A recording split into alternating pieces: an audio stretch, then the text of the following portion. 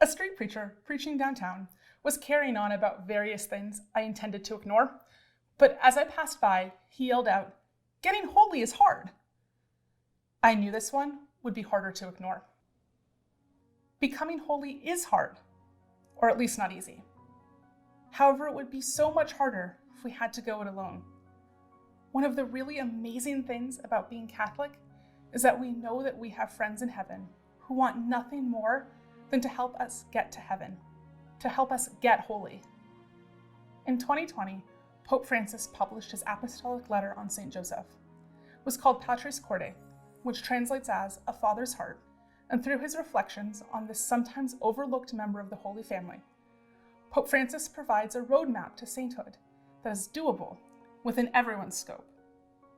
Pope Francis writes, "Indeed, the proper mission of the saints is not only to obtain miracles and graces, but to intercede for us before God, like Abraham and Moses, and like Jesus, the one mediator, who is our advocate with the Father, and who always lives to make intercession for us." How wonderful is that? The saints in heaven have as their mission to intercede for us before God.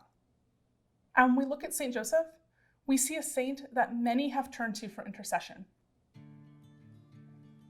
Pope Francis writes, "Thanks to his role in salvation history, St. Joseph has always been venerated as a father by the Christian people.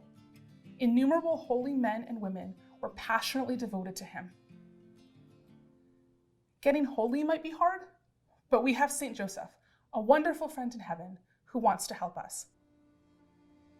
In that year of St. Joseph, many of us found ourselves turning more and more to St. Joseph for his assistance and intercession. In a particular way, his whole life has been one of service for salvation. Pope Francis writes, "The greatness of St. Joseph is that he was the spouse of Mary and the father of Jesus. In this way, he placed himself, in the words of St. John Chrysostom, at the service of the entire plan of salvation." St. Joseph was tasked with doing nothing less than caring for Jesus and his mother, and so he was always at their service. And ultimately, that means his vocation is to help ensure that we have access to our salvation in Jesus Christ. It's easy, though, at least for me, to over-spiritualize the role of St. Joseph. He is a saint to whom I pray, and a powerful one at that. But St. Joseph is a practical saint, a saint for everyday life. During his special year, I began to think about what it means to actually follow in the footsteps of St. Joseph, how to try and grow in holiness in imitation of what he models. That year of St. Joseph gave me, and all of us, a wonderful chance to reflect on how to put our devotion to this great saint into practice. In the person of St. Joseph, we see a challenge to care for those who are most vulnerable in our society. When I pray to St. Joseph, does my prayer also turn toward the single mother or father I see in the pew next to me? Does it turn to the janitors, night stock people, and others doing work that normally goes unnoticed? Does my love of and prayer to St. Joseph cause me to act to preserve the dignity of those not quite included as deserving by society? Does my imitation of St. Joseph lead me to act with quiet humility while doing the work that God has called me to?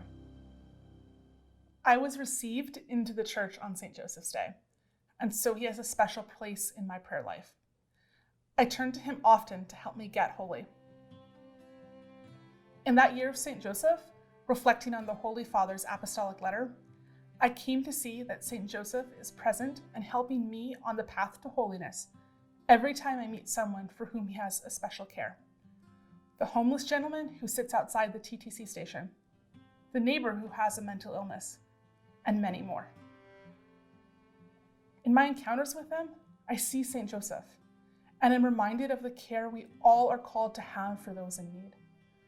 St. Joseph is the constant reminder for me that there are many in this world who are vulnerable, but have a dignity afforded to them by virtue of being sons and daughters of God. A devotion to St. Joseph needs to be rooted in the practical care for those most in need, just as he cared for Jesus and Mary.